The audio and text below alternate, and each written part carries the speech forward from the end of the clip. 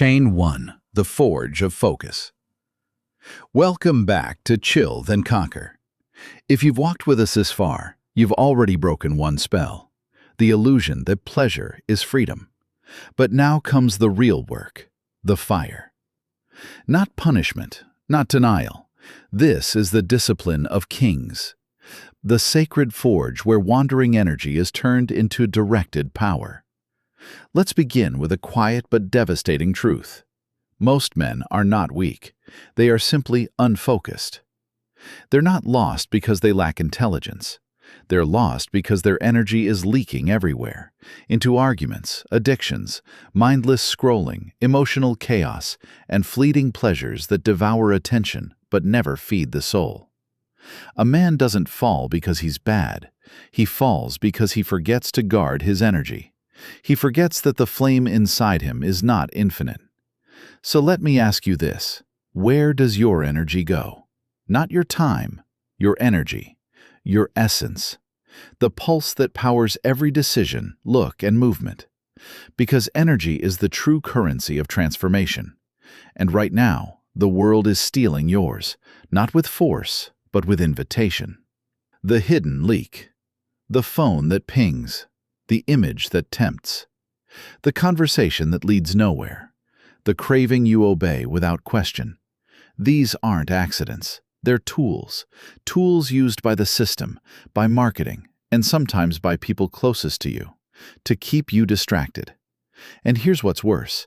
Every time you say yes to distraction, you say no to your destiny. You don't feel it immediately. It's subtle, like dripping water eroding stone. You don't notice until one day, you wake up feeling hollow. You can't focus. You don't know what you want. You feel tired, but not from labor. Tired from being pulled in 1,000 directions that never lead home. This is not normal. This is not manhood. This is not fate. This is energy without focus. The Stoic path of energy mastery. The Stoics knew this well. Epictetus warned, "No man is free who is not master of himself." And what is self-mastery if not the ability to direct your fire? To master your energy, you must first understand its nature. It is limited. Waste it, and it's gone. It is powerful. Channel it, and it creates. It is sacred. Defile it with mindless craving, and it weakens you. The Stoic doesn't seek to extinguish desire. He seeks to aim it. From pleasure to power. Let me offer you a myth. Imagine a blacksmith's forge. You are not the fire. You are the blacksmith. Your fire, your sexual energy, your focus, your thoughts, is the raw flame. You can let it burn everything in its path, or you can use it to shape something unbreakable.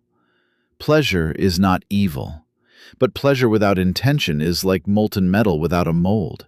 It just spills, it burns, it doesn't build. Marcus Aurelius said, "You have power over your mind, not outside events. Realize this and you will find strength." The Stoic doesn't run from fire. He learns to forge with it. Modern fire, ancient discipline. In the modern world, the battlefield is invisible. It's not swords and blood. It's urges and screens. It's emotional triggers and fake rewards. So here's the question you must answer today. Will I let my energy chase the next hit, or will I forge it into something immortal? Because the man who learns to focus his fire becomes dangerous, not to others, but to every force that once ruled him. You no longer chase. You no longer explain. You no longer collapse under the weight of your impulses. You sit with them. You study them. And then you decide. Practical weapons of the forge. The rule of the frame. Don't react immediately. When emotion rises, create space. You are not a slave to the moment. You are its architect. The one thing hour. Dedicate one sacred hour each day to one meaningful task. Protect it like a temple. This is how you build momentum. The silent watch. Sit in silence for 10 minutes. No music, no phone. Just breath and presence. Let the ache speak. Redirect the flame. When desire hits, whether it's for food, sex, distraction, pause. Ask, what does this truly want to become? Guard your gate. Your attention is a kingdom. Not everyone deserves entry. Choose who and what enters. Becoming the focused man. The world has enough men chasing. It needs men forging.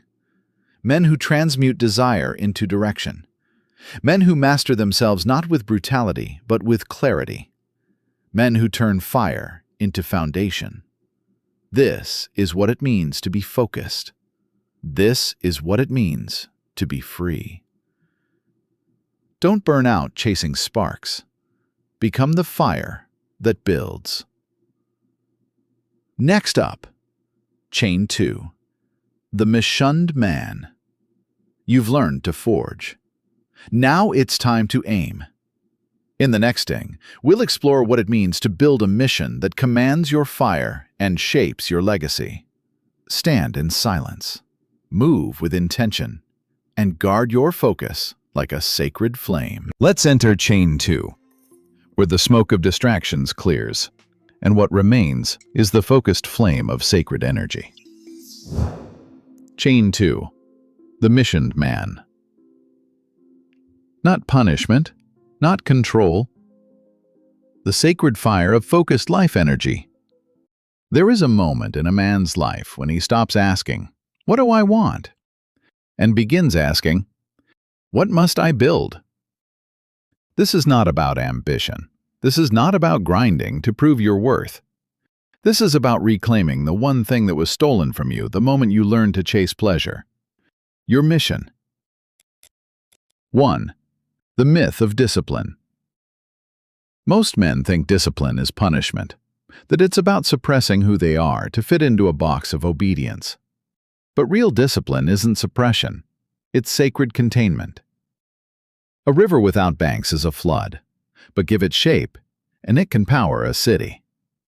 The masculine soul without mission is that flood, pouring into screens, scrolling into emptiness, collapsing into beds with strangers, calling it freedom. But that's not freedom. That's fatigue. That's chaos with a smile. Carl Jung warned us, until you make the unconscious conscious, it will direct your life and you will call it fate. The mission is the container, the fire you channel, the temple you build, not outside, but within. 2. How pleasure stole your edge. Do you know why modern pleasure is so effective? Because it mimics what the mission used to give. Pleasure gives you a spike of meaning, a hit of identity, a feeling of being alive. But it's fake. It fades. And then it demands another sacrifice. Your time, your focus, your soul. Pleasure becomes the counterfeit path of purpose. It feeds your emotions while starving your spirit. A man who is not on a mission begins to ask, "Why don't I feel fulfilled? Why am I tired all the time? Why does everything feel pointless?" Because it is pointless without a direction. 3. The 3 signs you've lost the mission. You seek women instead of creating impact. You think finding the one will fix your emptiness, but women are drawn to direction, not distraction. You don't need a woman to make you whole. You need wholeness to hold a woman. You consume more than you create. Hours lost to content, food, noise. Your energy flows outward, not inward. The world eats your fire because you won't build your altar. You avoid silence. You can't sit alone. You need sound, messages, validation. Because silence is the mirror, and the mirror reveals what you've neglected. 4. What is mission? Mission is not a job. It is not what you do. It is who you are becoming, consistently, even when no one watches. Your mission is the vow between your soul and your future. It is the decision to sacrifice distraction for destiny. It could be writing the book that haunts you, building the body that reflects your inner discipline, creating a system of order in a world of chaos, mentoring others from your scars, not your trophies. Your mission is the reason you say no to temptations, because you've already said yes to something greater. 5. The sacred flame. The sacred fire isn't loud. It's not in motivational videos or alpha posturing. It's in the quiet moment when you get up at 5 a.m., when you turn down the dopamine, when you delete the app, when you sit with discomfort and say, I am not here for ease, I am here to build. As Marcus Aurelius said, a man's worth is no greater than the worth of his ambitions. Not goals, ambitions. The soul-etched reason you wake up. The thing you do even if no one ever clapped. The fire that doesn't burn out, because it's not performance. It's purpose. 6. The unwavering man. Once you return to your mission, everything changes. You no longer react to her silence, because your mission is louder. You no longer beg for connection, because your soul is already connected. You no longer chase pleasure, because you've tasted power. And it humbles you because you realize you don't need to prove, you just need to continue. Discipline isn't I must, it's I may. It's freedom through structure. Fire with form. 7. Walk the path alone until you're met. There's a reason every ancient hero walks alone first. Isolation is not punishment. It's purification. It burns off the noise until only clarity remains. You'll lose people, you'll confuse people, you'll be accused of being cold, detached, too focused. Let them talk. You are not here for everyone. You are here to become who you were born to be. 8. So what do you do now? Reclaim your mornings. Before the world enters, move, write, plan. Light your internal fire before anyone tries to dim it. Cut the excess. Every dopamine loop steals mission energy. Set boundaries like a soldier guards a gate. Choose one thing and master it. Mastery creates gravity. Gravity creates power. Power creates silence. Not because others stop speaking, but because you stop listening. Face your distractions. What are you avoiding by staying busy? What's under the noise? 9. The closing ritual. You don't need permission. You need precision. You don't need motivation. You need momentum. And above all, you need to stop outsourcing your identity to likes, looks, or lust. You are already enough. Now, become what you were meant to be. The man with a mission. 10. The fire never dies. If this hits something real in you, say so in the comments. Tell me the line that lit your fire again, or the one that hurt because it told the truth.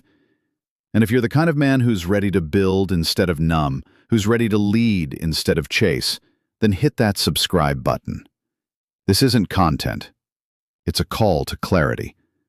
In the next, we go even deeper, into the traps that keep men small, addicted, distracted, and the ancient tools to reclaim your inner throne. Walk silently, build consistently, and protect your mission like a lion guards his den. Chain 3. The throne room within. True power is not taken, it is remembered. Close your eyes. Now picture this. You're seated on a throne, not because anyone crowned you, but because you remembered it was always yours. 1. The return to center. You've stopped chasing. You've stopped explaining. You've burned the false altars, pleasure, validation, approval. And now, there is silence.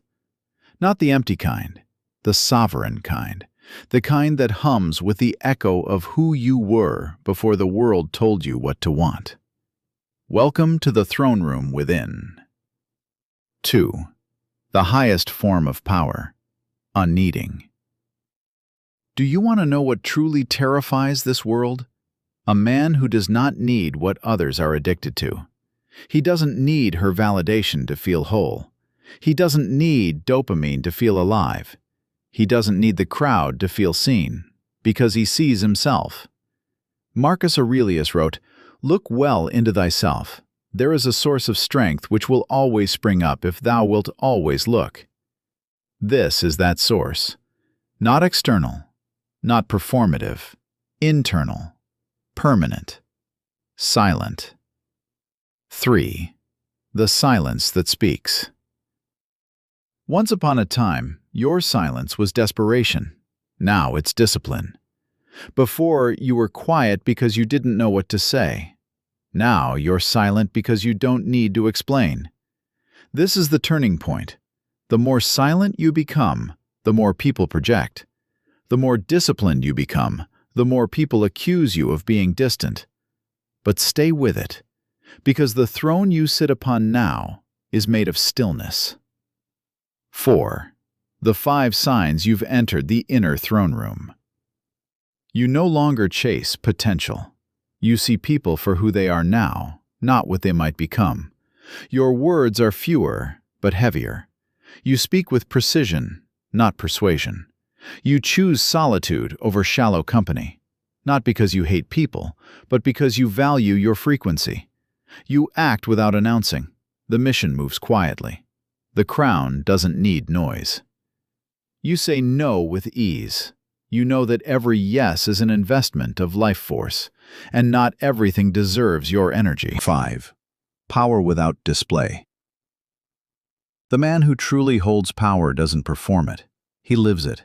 He walks into the room and the energy shifts, not because he demands attention, but because his center is immovable. He does not argue to win. He does not react to bait. He does not explain what doesn't need justifying, because he has become his own kingdom. 6. The protection of your peace. Peace is expensive, and once you taste it, you will never trade it again. Not for beauty, not for drama, not for temporary fire. So you start protecting it like a sacred relic. You let people misunderstand you. You decline the invitation to chaos. You leave messages unread, not to be cruel, but to be clear. Not everything gets access to your sanctuary. As Seneca wrote, "He is most powerful who has power over himself." 7. The 3 practices of a throned man. The daily ritual of anchoring. Each morning, return to center. Movement, breath, silence. Set your inner frequency before the world interferes. The audit of inputs. What enters your mind? What sounds, faces, thoughts are allowed in your temple? Purge what pollutes, curate what nourishes. The act of intentional presence. When you speak, mean it. When you rest, rest fully. When you walk, walk like a man whose crown is internal, not granted, not borrowed, but forged in silence. 8. What they see versus what you know. They'll call you detached, unavailable, mysterious, cold. Let them. They don't see the hours you've spent in war with your own chaos. They don't hear the screams you silence through truth. They don't know that silence was once a cage, and now it's your kingdom. 9. Now a question. You've made it this far, so ask yourself, who am I when no one is watching? No one is praising. No one is texting back. The man who can answer that, and be proud of the answer, is the man no one can break. 10. The final message. You were never meant to belong to every room. You were never meant to be accessible to every voice. You were meant to sit at your own table, with presence, with clarity, with calm. And from there, you build. You love without losing yourself. You enjoy pleasure without becoming a slave to it.